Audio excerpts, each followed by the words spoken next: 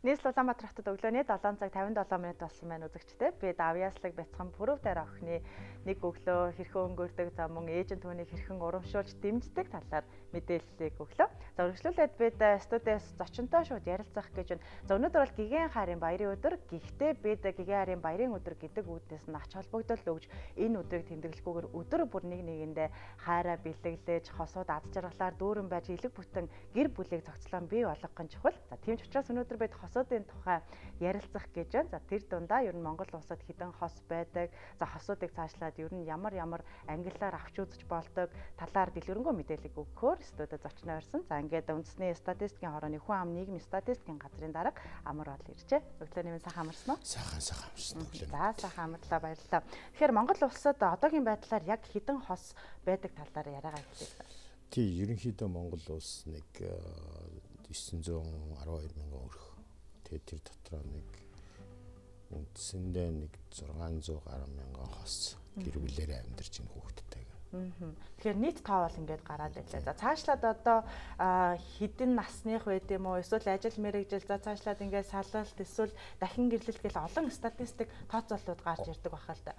Нийт байгаа хос, за тэндээс дунджаар аваад үзвэл жилд ер нь хэдэн хос гэрлэлтэд батлуулдаг юм бэ? Монгол улс нэг дунджаар 15-аас 16 мянган хос гэрэлтэд батлуулдаг байсан бол сүүлийн жилүүдэд нэмэгдээд өнгөрсөн онд бол 20 гаруй мянган хос гэрэлтэд батлууллаа. Яг хөө энэ бол тухайн улс орны хүн амынх нь насны бүтцтэй шууд холбоотой. Манайх бол харьцангуй залуу насны бүтцтэй нэг 3.1 орчим 35 хүртэлх насны дээр ороод ирсэн. 15-аас 34 насны залуучууд зөнхөлж эхэлсэн. Дээр нь хүүхдүүд бас одоо 18 хүртэлх насны хүүхдүүд нэг 3.1 орчим байгаа. Энэ агуулгаараа ерөнхийдөө жилийн гэрэлтийн хэмжээ бол ингээд нэмэгдээд эхэлж байна. Дээрээс нь хосуудын за гэрлэлтийн тэр насжилт улам залуужаад байна гэж ойлгож болох юм. Үгүй. Ерөнхийдөө гэр бүлийн статистик дээр нэг том юм болвол анхны гэрэлтийн дундаж нас гэж бий. За энэ нь юу гэсэн ойлголт байдгийг гэхээр хідэн насан дээр одоо нийтдээ хүмүүсийн маань гэрлээд 50-аас илүү хүнд гэрэлчээд байна вэ гэдэг. Монгол улсын анхны гэрэлтийн дундаж нас ерөнхийдөө их хойшлоод байгаа. Эрэгтэйчүүд бол нэг одоо 29.1 насн дээр гэрэлж ин дунджаар. Эмэгтэйчүүд нэг 26 насн дээр гэрэлж байна. Тэгэхээр залуучууд биш улам л хойшилж байгаа. Дэлхийн нийтийн чиг хандлага руугаа явж байгаа. Ер нь хосууд за гэрлэлтэд батлуулсан хосуудын статистик тоог аваад үзэхээр за насны хувьд түрүүлсэнчлээ олон одоо зүйлээр нь ангилж ялгаж бийд болох байхал та. Тэгвэл жишээ нь өнгөрсөн оны статистик тооцол одоо дэлгэцэнд бас гарч байна тийм ээ. Тэгэхээр эрэгтэй эмэгтэй хүмүүс за насанд хүрсэн за гэрэлсэн хүмүүсийн хувь бас гарч ирж байгаа шүү. Энэ зурган дээр та тайлбартаагаар мэдээлэл өгөх шүү. Энэ зурган дээр айгүй энгийн. Энэ ерөнхийдөө 15-аас 30 насны хүн амын хүүсээрээ за тэгээд энэ дээр хэдэн насн дээр гэрэлт нь яг гүйцэж чинь гэдэг ингээд харахаар за үндсэндээ эмэгтэйчүүд 47.3 26 насн дээр 47.3 нь гэр бүлтэй болцсон байна л гэсэн үг.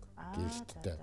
За ингээд бол ерөнхийдөө ингээд харах юм бол 30 нас хүрэхэд эмэгтэй одоогийн яг 30 настай эмэгтэйчүүдийн 3 эмэгтэйгийн 2 нь гэр бүлтэй болцсон байна гэсэн үг. За энэ үед бол муу ялгаагүй эрэгтэйчүүд 3 эрэгтэйгийн 2 нь гэр бүлтэй болцсон байна. Тэгвэл 20 насн дээр бол 21 насн дээр бол 10 эмэгтэйгийн нэг нь гэр бүлтэй болчихсон байх нь 21 насн дээр эрэгтэйчүүд дөнгөж 3.9. За ер нь эрэгтэйчүүд нэг 23 насн дээр 10 эрэгтэйгийн нэг нь гэр бүлтэй болсон байна л гэсэн үг. Тэгээ энэ бол насны бүлгийн хувьд ингэж харж байна. 15 хүртэл тэр манай гэр бүлийн хууль нэг 18-тай гэрэлт батлах хэрэгтэй шүү дээ. Яг хөө манайхан бол ерөнхийдөө нэг 15-аас хамтран амьдрах хэлбэрээр эхэлчээд байна л гэсэн. Тэгээд 18 нас хүрээд тэгэхээр гэрлэлтэд батлуулаад эхлэх нь байна тийм ээ.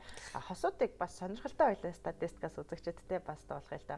За ижил нэртэй хосууд юу н хэр байдаг юм бол эсвэл нөгөө яг нэг өдөр төрсэн ч юм уу нэг орд жилдээ за ингээд цаашлал бүх юмараа ижилхэн байх хосууд гэж хэд байх вэ? Тийм бас байд юм байна.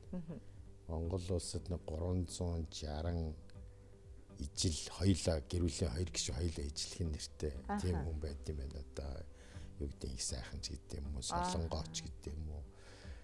Одоо хинч гэдэг те хоёр хүүсэн дээр ижилхэн уншигтаа явцдаг гэр бүлээс. За нэг энэ 360 орчим хос байд юм байна. За яг төрсөн сар өдөр хоёр нь нэг өдөр таардаг хосууд бас байд юм байна. Энэ 1990 2000 орчим гэр бүл байдаг юм байна. Бас их сонирхолтой юм байлээ. Тийм хоёулаа бие нэг одоо нэрээ ижил нэртэй амьдаа гэртэй нэг өдөр тэмдэглэх юм байна. Адилхан овг нэртэй гэж бас байх уу? Одоо нэр нь адилхан байна. Овг давхцалтанд бол биш ээ. Тэр бол тэрийг бол гаргаагүй. Ер нь хосуудыг аваад үзэхээр за анхны гэрлэлтийн дундаж наслалт гэж үзэж байна. Магадгүй хоёр дахь гэрлэлт дараагийн гэрлэлт гэж үзэхээр нарийн цаашаага судалгаанууд ер нь хэр их хийгддэг юм бэ? Тийм ер нь бол тэр дахин гэрэлттэй холбоотой асуудлуудыг бол тусгайлсан судалгаагаар гаргаж ирдэг. Ерөнхийдөө энэ дундаж наслалт уртсантай холбоотойгоор гэрэлтийн хугацаа давхар гэрлэх асуудлууд бол гарч ирдэг. За хуулиар бол ерөнхийдөө энийг янз бүрээр зохицуулдаг. Дээр нь бол зан үйлийн зохицуултууд байдаг. Зан үйл дээр одоо гэр бүл дахин зохиох асуудлуудыг бий болгож одоо яах вэ энэ төр гэдэг. Тухайн улс үндэстний уламжлалтай сонь юмнууд бол байдаг юм байлээ л дээ. Ер нь бол гэхдээ хамгийн гол нь юм бол хоёр хос урт удаан хамтдаа амьдрий гэдэг зарчим бол дэлхийн улс орнууд бүгд тавиад эхэлж байгаа. Тэгэхээр яг гэрэлсэн хосууд амьдралаа дөнгөж эхэлж байгаа хосуудыг урт удаан амьдруулах, урт удаан одоо хос чигээр нь байлгах бас нэг ийм төрлийн бодлого ч гэдэг юм уу. Тодорхой улс оронд бол байна заашгүй. Манайд ер нь энэ тал дээр ямар хууль, ямар зүйлс хэрэгжиж байна? Гэр бүлийн тухай хууль гэдээ ярил бас нэрлэх. Гэр бүлийн шинэ хууль яригдчихээн. Тэгэл энэ итгэл итгэмжтэй холбоотой, эрүүл мэндтэй холбоотой энэ асуудлууд дээр хоёулаа хамтдаа урт амьдрий гэхэд бол манай эрэгтэйчүүд жоохон нэг өөрийнхөө эрүүл мэндэд хандлах нь жоохон сул штэ. Тэгэнгүүт гэр бүлийн эхнэрийн одоо тий нөхрийгөө аваад одоо эмнэлэгт үзүүл даагуул хоёулаа сайхан урт удаан амьдрах хэрэгтэй гэдэг тэр агуулмжийг нэлээд сайн одоо суулгах хэрэгтэй. Харьцангуйн зах зээл өндөр хөгжөөд ирэхээр зэрэг зайлшгүй энэ хууль эргэцэн орчноор зохицуулт хийд юм байна л да. Ер нь бол гэхдээ өмнө нь Монгол улсад Монголын гэр бүлийн энэ дээр бол бас бид бол энэ гэр бүлийн бат бөх байх хосууд бат бөх урт хугацаанд үр хөвгтийнхээ өмнө үр хүлээх гэдэг асуудлыг бол маш их эртнээс бол тооцож нүүдэлчин соёл иргэншил дотроо хийж өгсөн юм билээ л дээ. Ер нь бол одоо тэр гэр бүлээс гадуур явдалтай байх юм бол эрэгтэй хүнийг морныхын сүлийн ногтлоод одоо энэ хүн бол тийм юм байна гэж нийтээр жигсээждэг.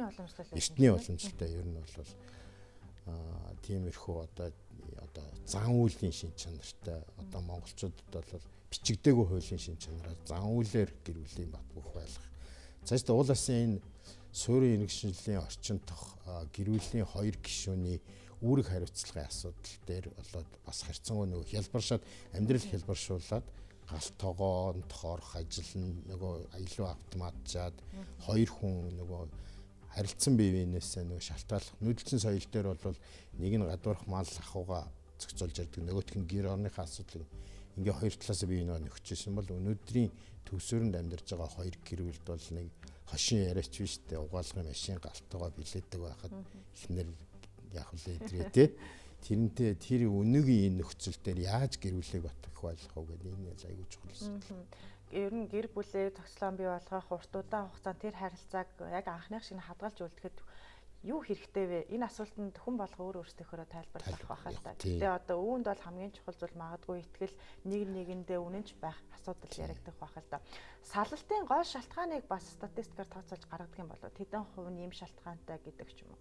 Тий салтыг наривчилж судалдаг л та. Ер нь бол тэгт яг өнөөдөр гэр бүлээс салгаж байгаа нэг 4000 орчим гэр бүл жилдээ тий 4000 яг энэ бол нэг 3000-аас яг хүн амынхаа аюутай холбоотойгоор л өсөж байгаа тоолдоо. Гэхдээ 100000-д ногдох үзэгдэл нь бол өсөөгүй тогтмол байгаа шүү.